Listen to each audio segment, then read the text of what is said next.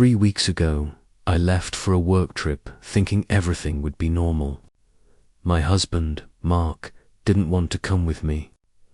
"I'll hang back, game a little, order pizza," he said, smirking like he was making a responsible adult decision. I believed him.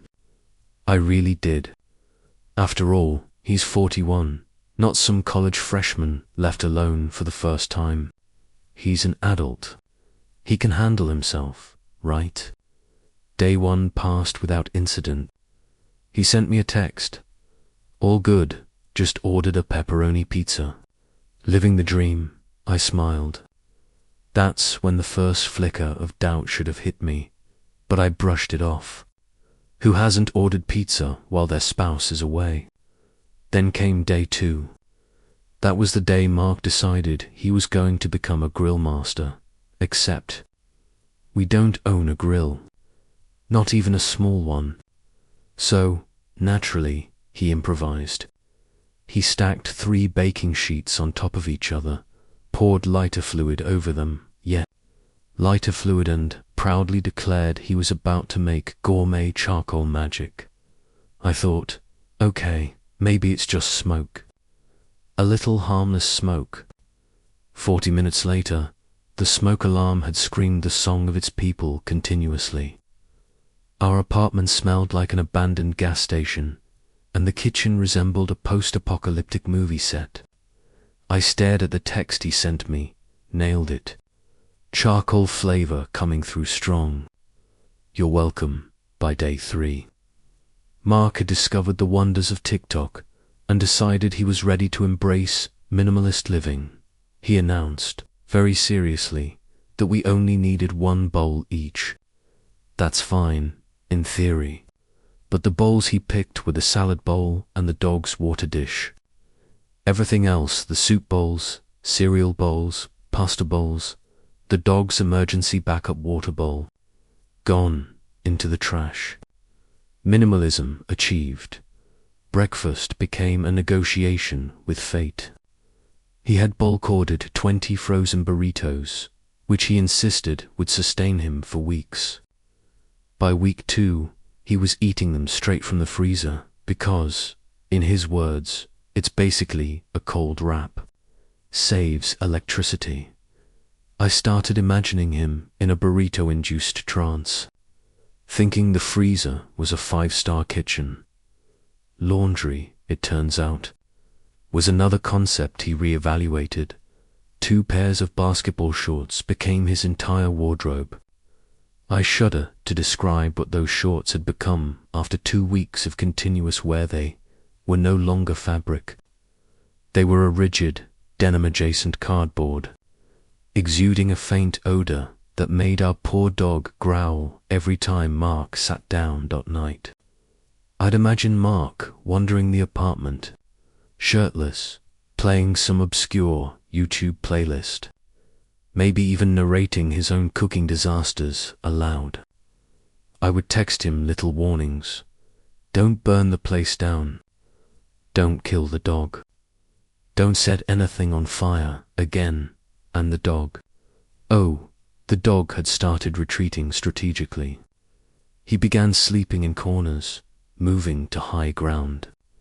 Avoiding the man in burrito clothes, I swear I caught him giving Mark a look of pure, concentrated judgment. The apartment had shifted from homey to unrecognizable. Smoke lingered stubbornly in corners. The trash had become an accidental shrine to minimalist folly.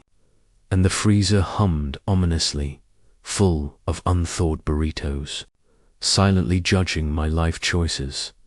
And through it all, Mark was happy, gloriously content in his self-made chaos. Little did I know, this was only the very beginning. By day 4, the apartment had officially declared independence from sanity. Mark's minimalist phase had fully kicked in, and I quickly realized that we only need 1 bowl each was not a suggestion, it was now law. The salad bowl, gone. The dog's water dish, gone. Every other vessel that could hold liquid or food, purged, recycled. or perhaps ceremoniously tossed into the trash as part of some invisible avant-garde art project. I started receiving texts throughout the day, and I swear each one made me question the very fabric of reality. Just threw out 17 more dishes. We are minimalists now. Feeling spiritually lighter. The dog seems confused but will adapt. Confused? That's one way to put it. The dog, my usually calm and dignified golden retriever, had begun practicing evasive maneuvers in the living room. He circled like a tiny, furry, tactical unit, eyes locked on Mark, tail tucked in fear. I imagined him whispering to the cat next door, "He is unwell." Retreat. Feeding himself had become an entirely new performance art. Mark had purchased 20 frozen burritos in bulk. At first, I thought, sure, easy lunches for a week. By week 2, however, he was eating them straight from the freezer. No microwave, no oven, no thawing. Just raw, frozen burritos. "It's basically a cold wrap," he told me in one text, as if this made perfect sense. Saves electricity, laundry. That word had vanished from the English language in Mark's universe. He rotated between 2 pairs of basketball shorts, which, after 2 weeks of continuous wear, had hardened into some kind of unholy denim-adjacent cardboard hybrid. The dog, having now experienced its first full contact encounter with the shorts, would growl and retreat to the corner of the room whenever Mark approached. By day 10, small things had become catastrophic. The oven still smelled faintly of gasoline from the baking sheet grill disaster, which Mark apparently considered a seasoning. Smoke detectors had been silenced, either out of necessity or out of some minimalist, rebellious principle. I imagined him nodding at them as he walked past. "You are unnecessary." Mark had also discovered a fascination with obscure YouTube tutorials. He learned that Mozart was slapped and that playing a recorder shirtless in the living room would align one's chakras. I imagined him sitting cross-legged, naked from the waist up, performing scales while the dog slunk into the bathtub for safety. I started to question whether the burritos were consuming him or he was consuming them. Maybe some kind of burrito symbiosis had begun. Dinner was no longer a meal. It was a strategic operation. He would carefully remove a burrito from the freezer, inspect it, decide it was edible enough, and then proceed to eat it with a look of pure triumph, like an explorer who had just discovered fire. Occasionally, he'd offer advice over text.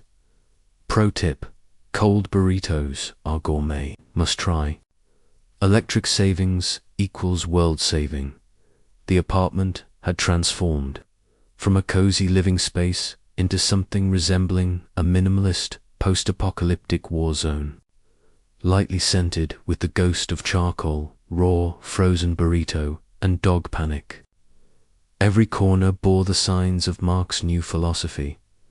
Less is more. Sometimes too much less. I started to imagine the narrative of our life together as a documentary, narrated by someone in disbelief, in a typical suburban home. One man attempts self-imposed survival techniques while the world looks on in horror, and through all this, Mark remained unflinchingly happy, gloriously, ridiculously content, as if the chaos around him was a carefully curated art installation. The dog, my poor dog, however, had begun plotting silent mutinies in the bathtub, his eyes darting toward the living room as though waiting for the right moment to flee. It was clear that the normalcy I had left behind 3 weeks ago no longer existed. The apartment had been claimed by burritos, minimalism, and Mozart. And somewhere deep inside, I knew I had not yet seen the full extent of this experiment in domestic absurdity.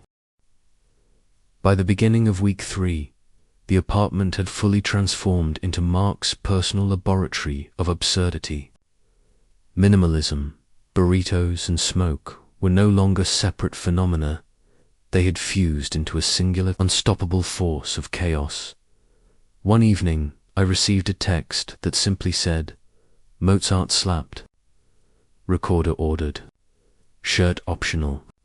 Living room will never be the same." My first thought, what now? My second thought, please, dear God, what now? I returned home that night, the early signs of chaos greeting me like a dark, familiar friend. The air smelled like a mixture of burnt plastic, slightly thawed burritos, and, dare I say, ranch dressing. There, in the middle of the living room, sat Mark, shirtless, cross-legged, holding a recorder, staring at the wall with a look of transcendent concentration. He blew a note, paused, nodded approvingly, and continued. The dog, my brave and once loyal companion, had relocated to the bathtub, glowering at him as if preparing for an armed standoff. I froze for a moment, unsure whether to laugh, cry, or call emergency services. "Mark," I ventured cautiously, What is happening?" "I am the burrito," he replied without hesitation, eyes still fixed on the imaginary audience he had conjured, and just like that, my world tilted. He was no longer merely a man experimenting with minimalism or frozen food survival. He had ascended into full burrito transcendence. Every shred of rationality, every remaining concept of adulthood, had evaporated into the warm, chaotic ether of his apartment.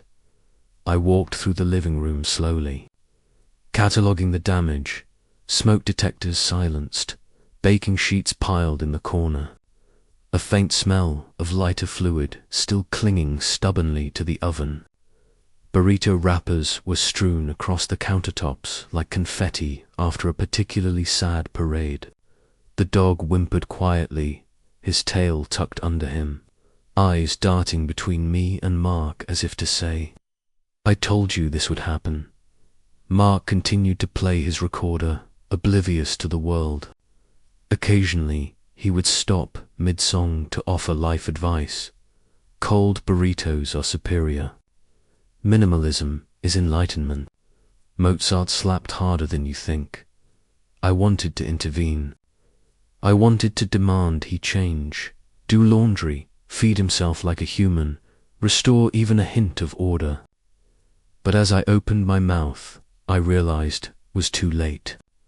The apartment had changed him, or perhaps he had changed the apartment. Either way, the transformation was complete.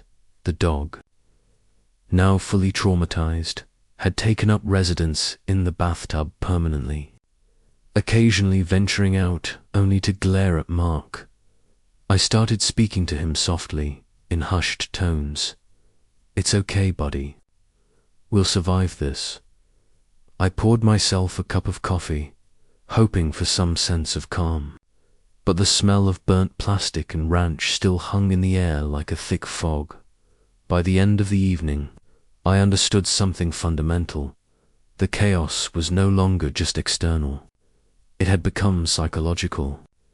Mark had become a burrito. The apartment had become a shrine to absurdity.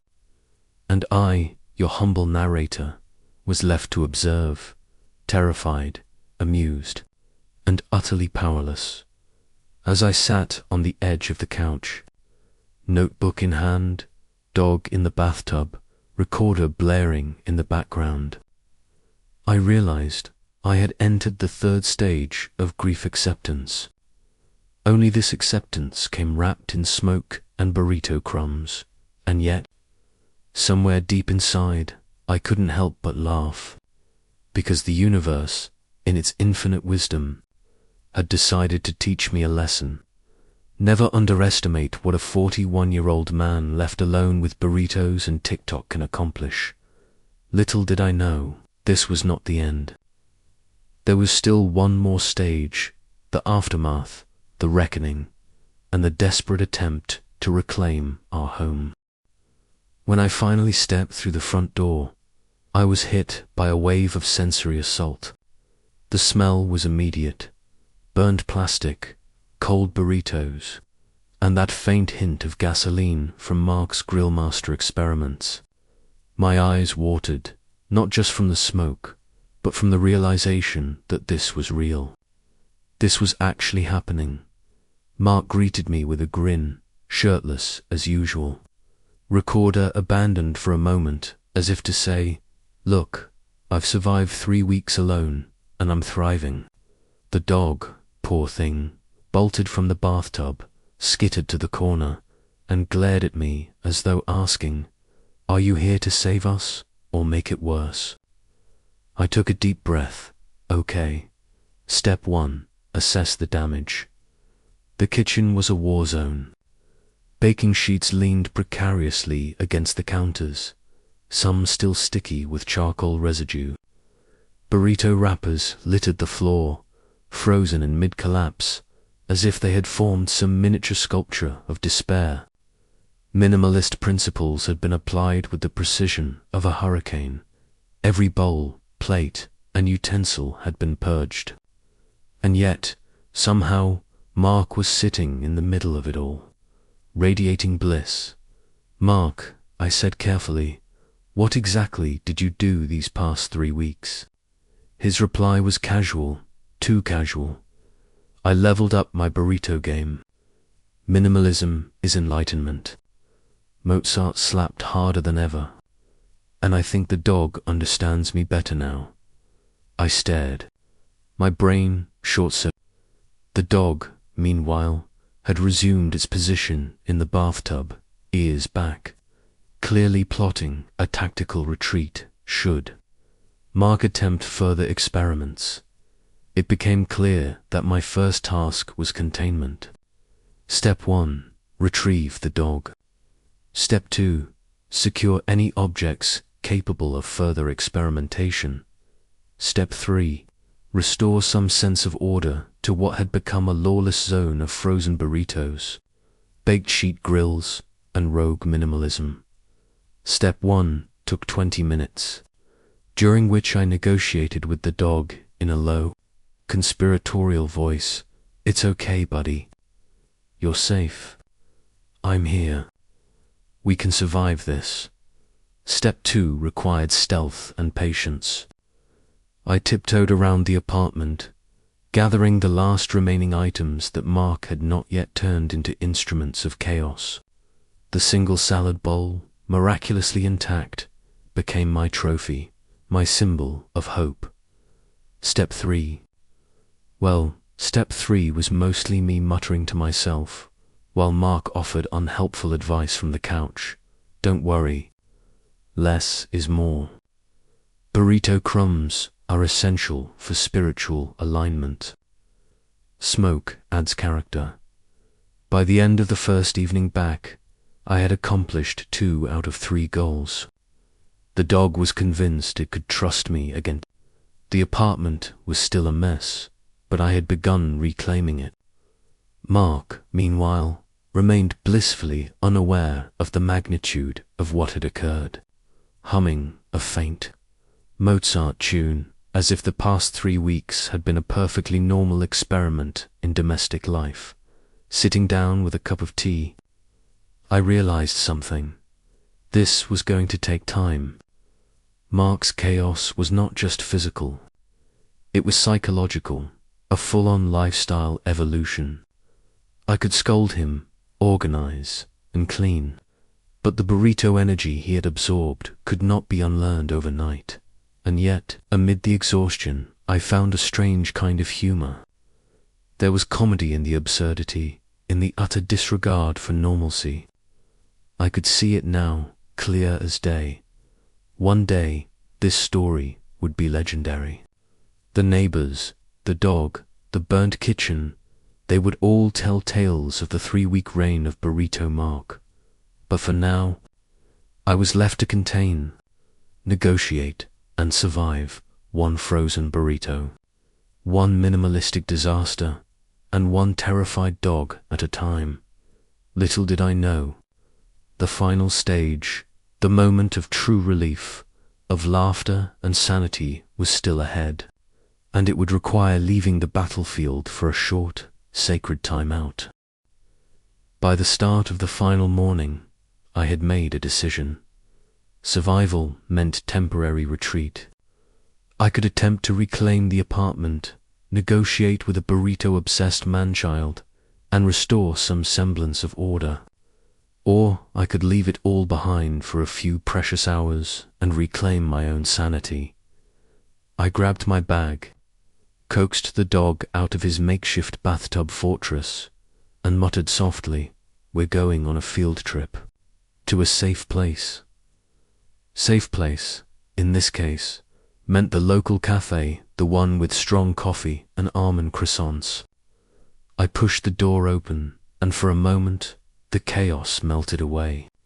The smell of burnt plastic and frozen burritos vanished into the background, replaced by the warm aroma of roasted beans and quiet chatter. I ordered my coffee like it was communion wine, slowly lifting the cup to my lips as if performing a sacred ritual. The barista asked if I wanted almond milk. I smiled wanly and said no. My life, my home, my husband, everything back there was already based. Chaos. There was no need to complicate things further. From my table, I could almost visualize the scene back home. Mark sitting cross-legged among the debris, recorder in hand, humming a faint Mozart tune, while the dog plotted its next tactical retreat. And yet, I laughed.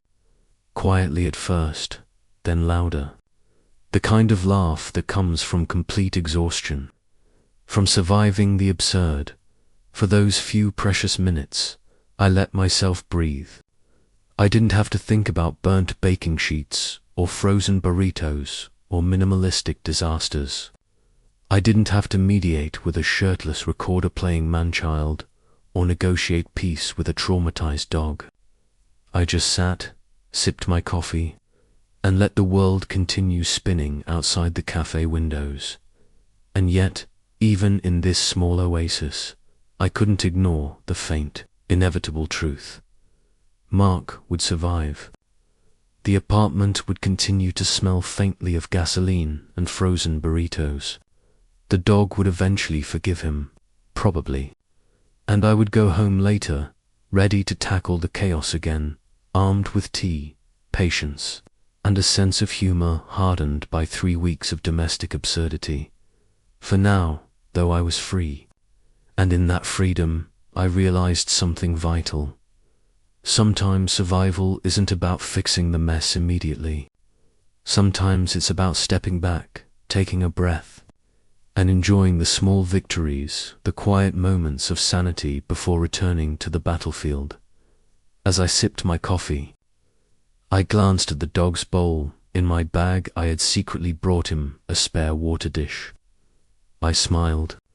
The day was ours for a little while, and in that moment, I could almost hear Mark from afar, triumphantly declaring, "I am the burrito." I laughed again, because somehow, even after all of this, I knew the absurdity wasn't going anywhere. And honestly, that was just fine. The chaos had been tamed and not defeated, just temporarily contained. And for the first time in 3 weeks, I felt victorious.